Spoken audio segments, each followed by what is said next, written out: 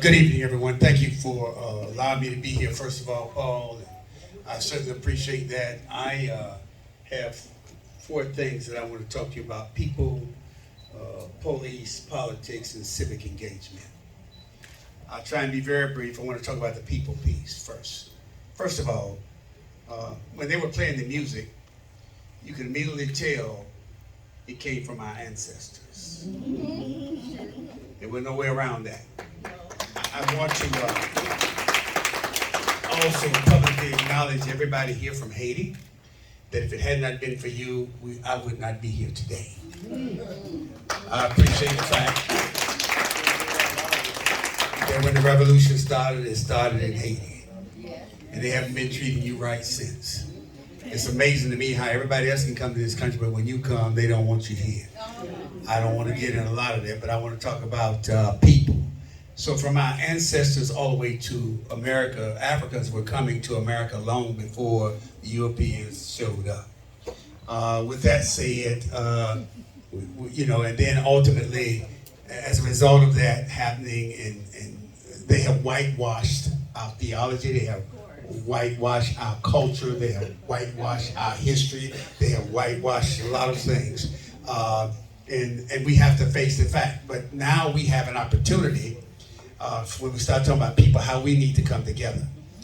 And the reason I say that is because one of the reasons when I met Paul and I met Pastor Boaz, we took him to Washington, D.C. And he's part of our national organization. Are you videoing me?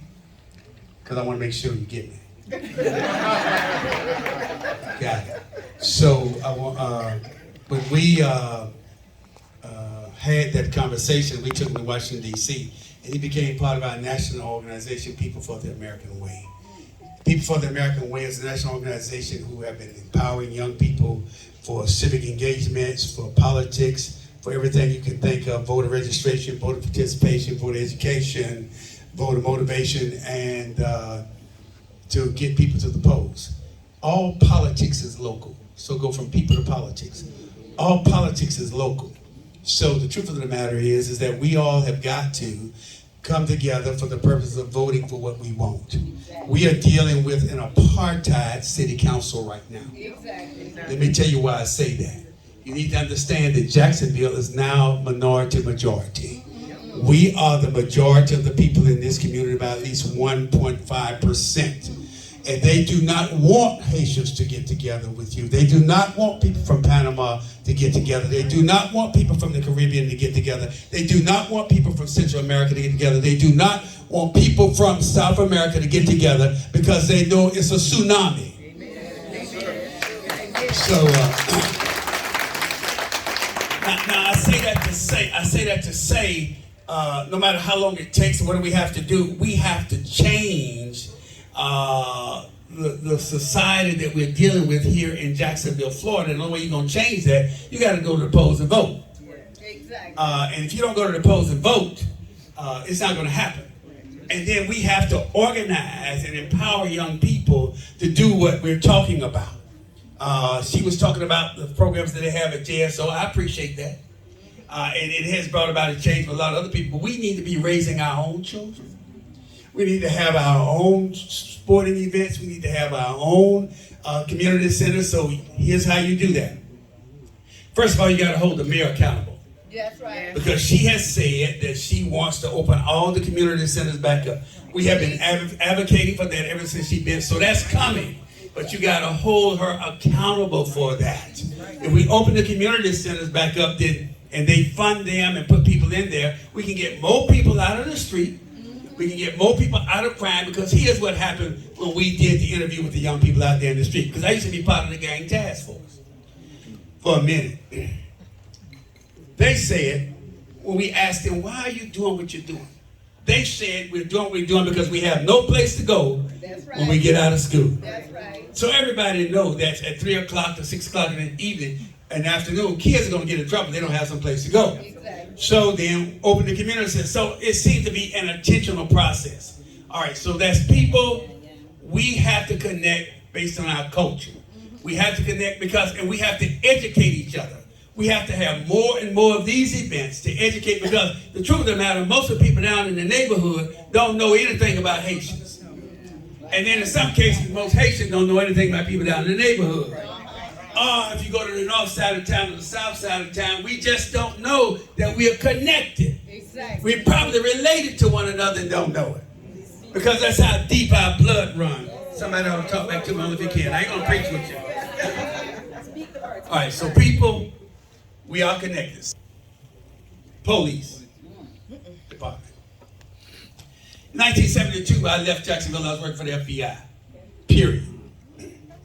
That didn't go over too well for me, because I took a test, to go to college, and when I took the test, I passed the test, and they turned around and said I had to have 2 years. I said, well, how long do I have to stay here before I can leave?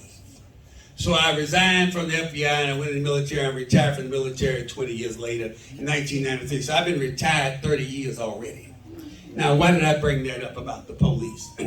When I came back to Jacksonville, Florida, what was going on in Jacksonville was just unbelievable. Y'all hear what I'm saying? Yes, sir. When Sheriff Rutherford was in office, catch it. When Sheriff Rutherford was in office, he killed more black folks than anybody in the history of this city. Thank you. Okay? So now you driving around and they stopping you and doing what they need to do. I am against ganging, I'm against killing, I'm against everything, all the crime going on out there. But we need some empathy from the sheriff department when they stopped us, because the culture that we had under Rutherford, Williams came in and he tried to change it. And he said in his own words, I know I got a bad culture, many of them are going to retire and things are going to change. Mercy. When I came in, they didn't have a lot of black folks. The sheriff department in any position such as her. Lieutenants and chiefs and all, they didn't have them. We fought hard to make them, give them the promotions and the positions. So if we had not fought back in 2004, 2005, she wouldn't be a lieutenant today. Y'all better believe that. But we made them say, you can't do this. You can't have 33% or 30% of the population and then you don't have 30% of the police force that look like us. So I'm saying if you got Haitians, that's good. If you got Hispanics, that's good. But we have to have people that look like us on that force, in the right neighborhoods, doing the right thing. Amen. But now we got all these incidents that's going on. The police force right now has gotten too aggressive again. And so we need to get them to calm down and stop busting people windows out. I have a recording. Put it on. Put it on, put it on.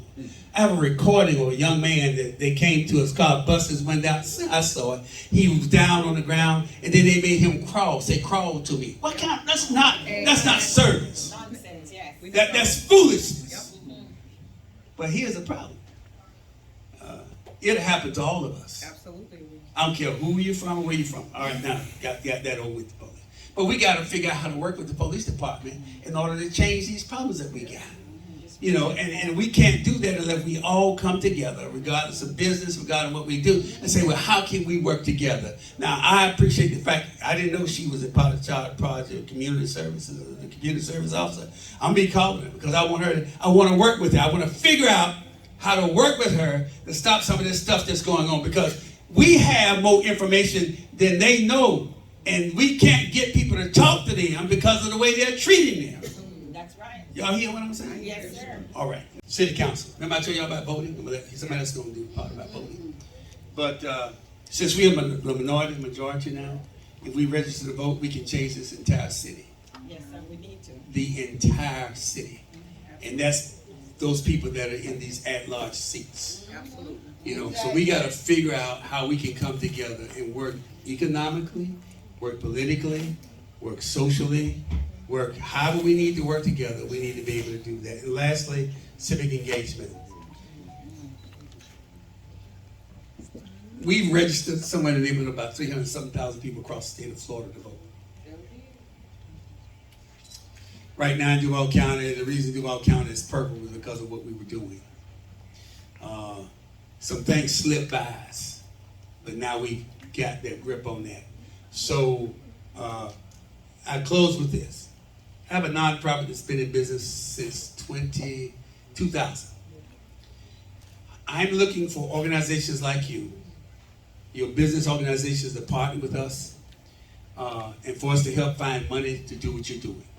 I'm looking for nonprofits who need to get money to partner with us for us to help you get more money. There's almost $1 billion in the federal government right now that literally they want to give us, all of you, to help them do the things they need to do in the community. But you got to come to the table. You got to get the training. We'll help you write the grants. We'll help you do whatever you need to do to help you get the funding, regardless of who you are, regardless of what you're doing. And then we've got to, I'm with somebody that said something about putting money in a bank. Can you imagine the power we'll have? And we don't have to you don't have to leave your bank. We just go to another bank and we put X amount of dollars in that bank. And then we go to that bank and leverage that bank and say, look, so-and-so and so's opened a business, we want you to give some money. So-and-so's want to build a church, we want you to give them some money. So-and-so needs something, we want you to give them some money. And there's a lot of banks that's willing to give us money now. We just got to be able to go in and leverage what we do. So I hope that help you with what you got to do. Now I got to go pull it, I got to tune it, and I got to hoop it. So I can't stay.